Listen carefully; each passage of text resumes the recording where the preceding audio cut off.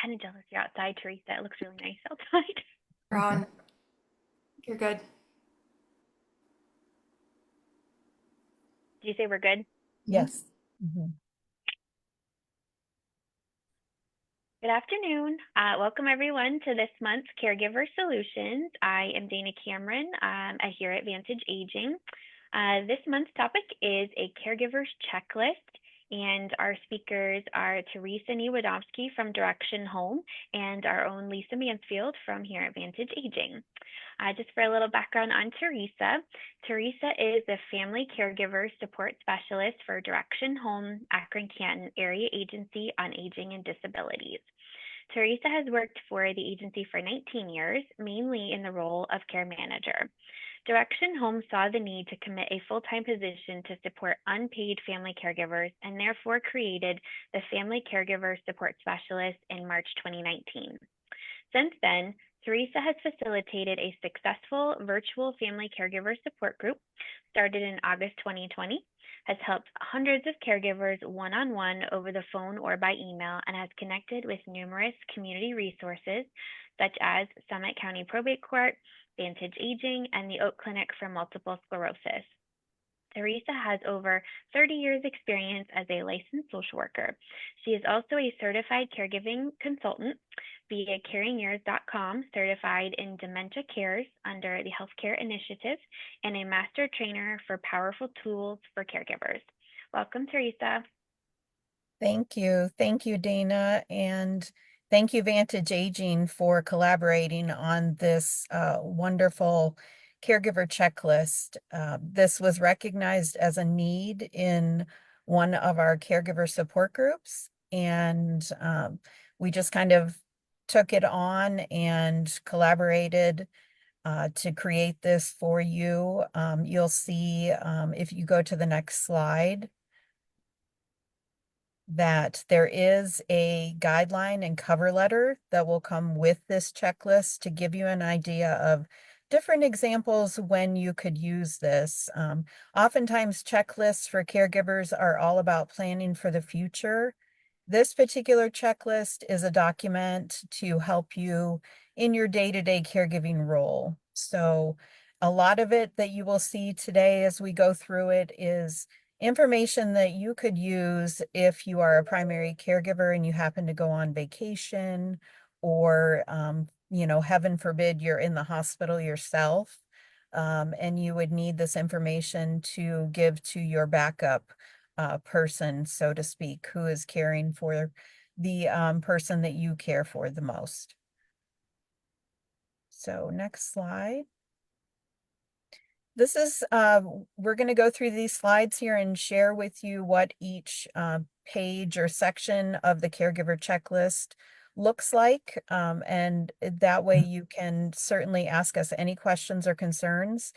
And Lisa, obviously, who helped create this, jump in at any time and let me know if you want to add any information. So the first page is, it does indicate there, this is for emergencies or respite care. On the cover sheet that you will receive with the checklist, it also indicates, as I said, if you are doing something fun, not just, emergencies. If you have a vacation, you can certainly use this for the person that's checking in on your care recipient. So some of the information that we have on this first section, though, is actually about you, the caregiver. We thought it was important to have information about the caregiver handy in case that was needed in a situation of emergency or respite as well. Next slide. Is this showing up okay? Yes, looks good. So next slide, Dana. Thank you. It looks like it went to the next one. I'm seeing it. I apologize. The one I'm looking at says your doctors, but I will try this. Oh, interesting. Okay. Yeah, we're still stuck on the first part of the checklist. I'll jump in while Dana's trying to adjust that. Thank you. Just to talk a little bit about myself personally. Yes, I work for the agency, but I'm going to go ahead and break my own anonymity and reveal I'm part of Teresa's care group. I have a mom who has dementia. Oh, looks like we just switched. I have a mom with dementia, and um, part of this came from some of the other folks that were in our caregiving group, some of the needs and things that they found. But also, as we were putting this together, I was able to walk the walk on this. What would someone need if they were going to step into my shoes as my mom's caregiver? Now, I'm a secondary caregiver right now, but when she was, I can still put myself in the shoes of when she was at home as well. She's in memory care now, but trying to think of what would somebody need to know about my mom as they were stepping into my shoes, what things would help them to make her as happy as they possibly could, but also if they needed to fill out paperwork on me, because my mom could no longer have provided that information. And plus, under stress, it's really great to have things written down just so that um, you can step into someone's shoes. It's just nice to not have to come up with things on memory. Looks like we caught up. Yes, thank you, Lisa. Yeah, that's so true. So that's part of why we wanted to include the caregiver information too, in case you as a caregiver are incapacitated and you need to have this information at the ready for your backup person. Next slide. So now we're getting into the information about the care recipient. This is going to be the person that you're caring for. And again, we're looking at information like the primary contact person, which may be you as the caregiver. We want to make sure that we list out any physicians that they have, an attorney if they have one, clergy or church if they're involved in that as another extra support to you. And then again, medications, pharmacy, allergies, cultural practices or considerations. Excuse me, for example, maybe in their culture, they do not believe in blood transfusions. That may also be part of their religion. So we want to make sure that anyone who is caring for them is aware in case there is some type of accident or emergency. Okay, next slide. Can I throw something in there too, Teresa? Yes, It can also be please. something as simple as dietary Ah, restrictions and things that come with that cultural those cultural things too. It could be that you don't eat pork, or maybe you keep kosher, those kind of things that that person might not want to or not might not be able to express, but could be really important to them from a religious or cultural perspective. So yes, thank you. Thank you. So we also want to make sure that we have a list of the care recipients' diagnoses, whatever their medical issues are, their health insurance, and bank information. Again, on the cover sheet that we provide to you explains that if you don't feel comfortable listing out this personal and private information, in case it would get into the hands of someone else, you may want to just put on here the location of the bank information in the account number. That, anything that you feel needs to be confidential, you can certainly just list a location or give a hint as to where they could find that information. Lisa, anything else there? yeah, I don't think we can stress that enough, that if you are filling this out as a document and going to give it to someone, you definitely want it to be someone that you trust, someone that you literally would allow to stand in your shoes. So we want to be really careful with that. In the right hands, it's a treasure document. In the wrong hands, it would be a really dangerous document. So I totally agree with Teresa that if you don't want to list that banking information, just where they can find it, should it be a dire emergency and they need to, say you were incapacitated and in the hospital and they needed to pay some bills for you, write some checks, where's your checkbook? Or do you pay everything online? And is it automatic?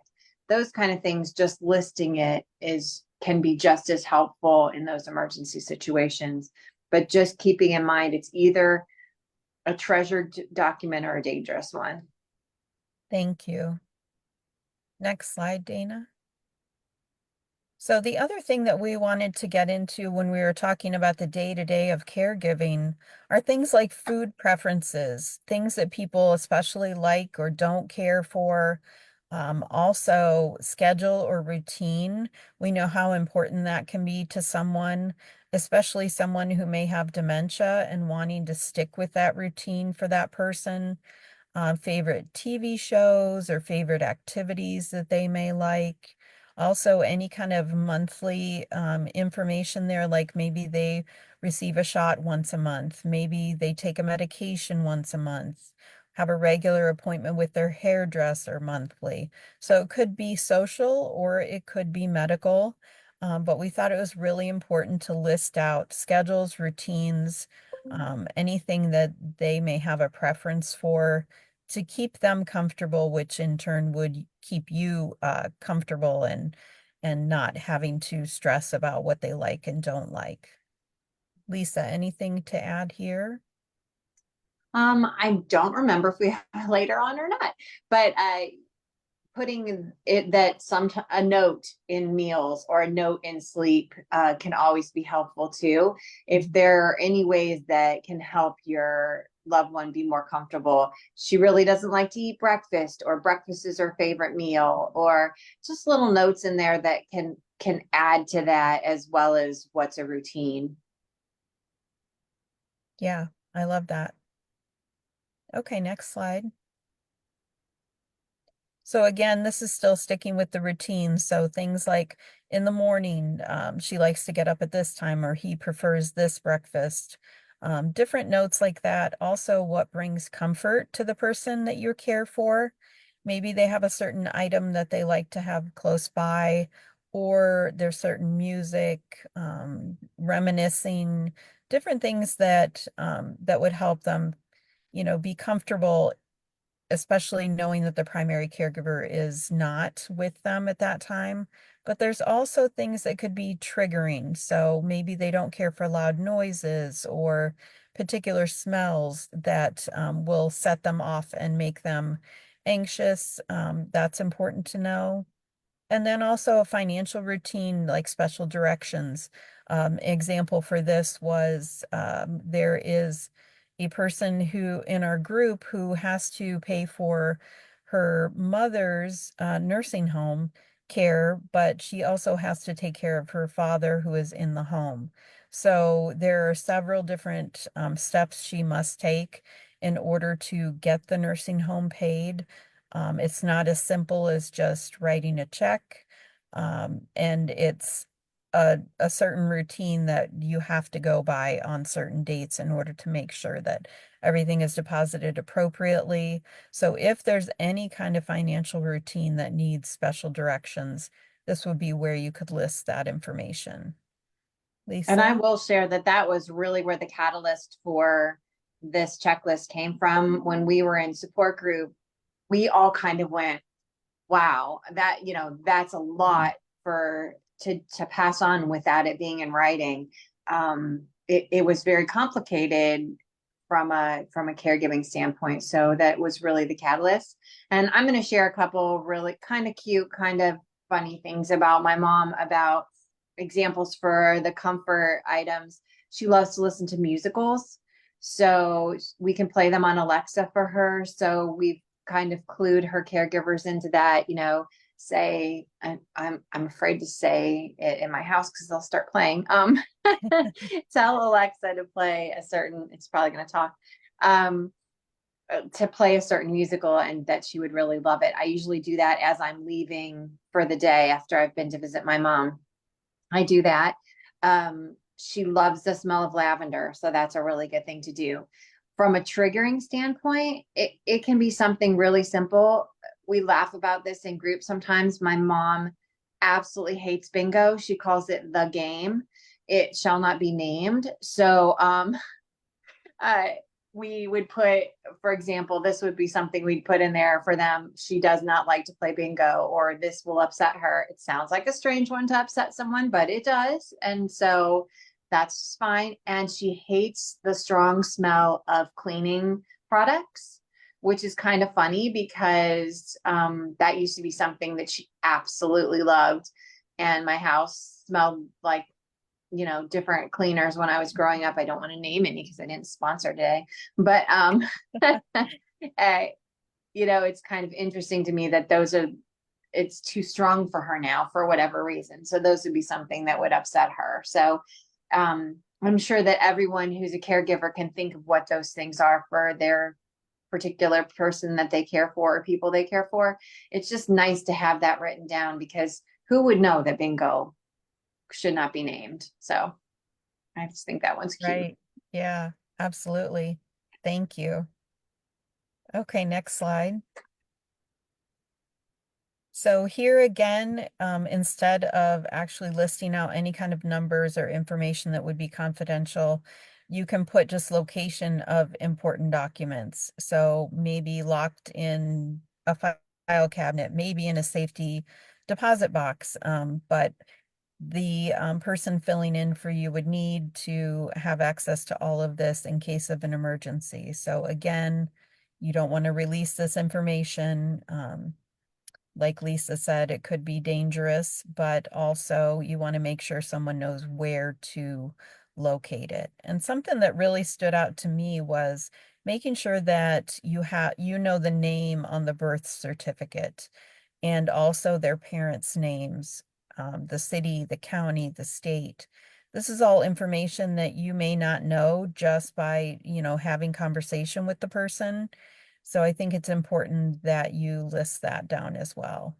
Lisa, anything else you want to Yeah, add? I would definitely agree with that. And I would also give a shout out to the Summit County Probate Court. One of the other catalysts for putting this together was they have a sheet called the Yellow Sheet. And I would suggest anyone who hasn't done so, look that up on their website. You can fill it in a fillable PDF right on their website as well. But they also recommend at least putting the location of these documents, not necessarily putting your social security number on there, but saying where the card is.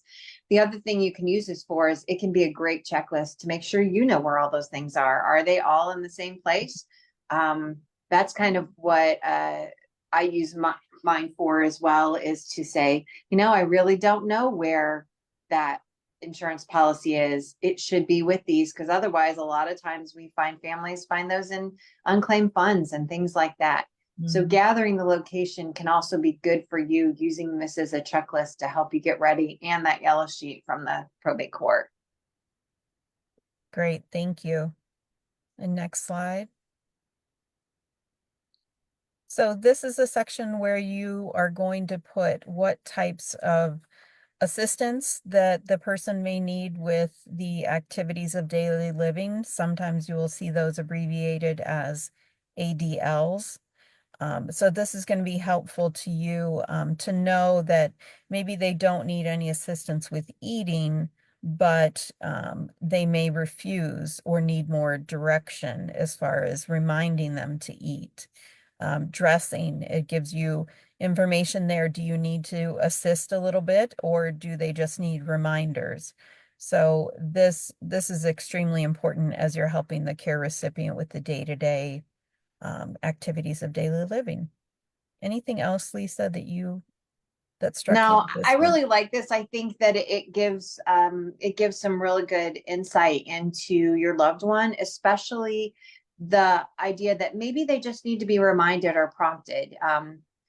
And remembering to not ask, did you remember to brush your teeth today? Because they don't know for sure when today started, maybe. So just, what's it going to hurt if they brush their teeth 3 times today instead of twice? So just saying, hey, let's go brush your teeth. Or when it comes to dressing, maybe they don't need assistance in getting the clothes on, but maybe they need assistance in remembering that it's what's the appropriate attire to wear right now. it's not time for bed. We're gonna put these pants on, or it's a little chilly today, so we're gonna put on a sweater because trying to pick appropriate clothing for the Mhm. situation can sometimes be difficult for a loved one as well. And then there are people who, instead of like my mom, where it's a you know, some cognitive decline as far as memory or appropriate things like that, it could be someone who needs that help from a physical standpoint. Maybe they can't um, bend their back enough to put on a pair of socks or shoes, but they can do everything else just fine. They don't need your help with other things. So listing that can be really helpful to someone who's stepping in to help you. Right, right. Great examples. Thank you. So we wanted to, at this point, open it up to any questions or any suggestions from the other caregivers here on the group to see if there's anything that struck you as missing from this document, anything that you would suggest as a caregiver knowing what the needs are of the loved one that you serve.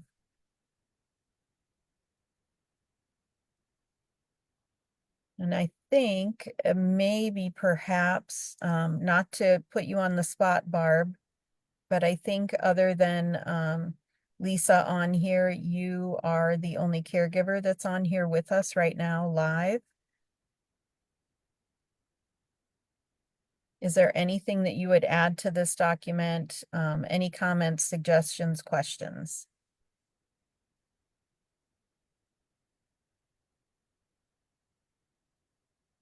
Okay.